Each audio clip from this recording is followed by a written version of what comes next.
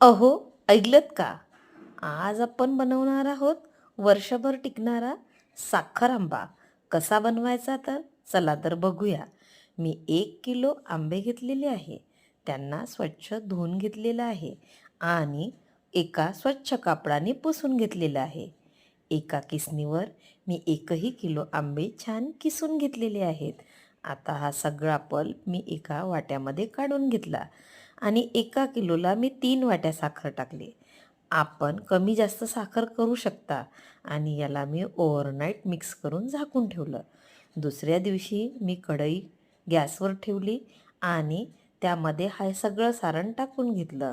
यामध्ये मी 3-4 वेलदोडे आणि जायफळची पूड टाकून घेतली. चवीनुसार सेंधव मीठ टाकून घेतलं आणि याला छान शिजवून घेतलं.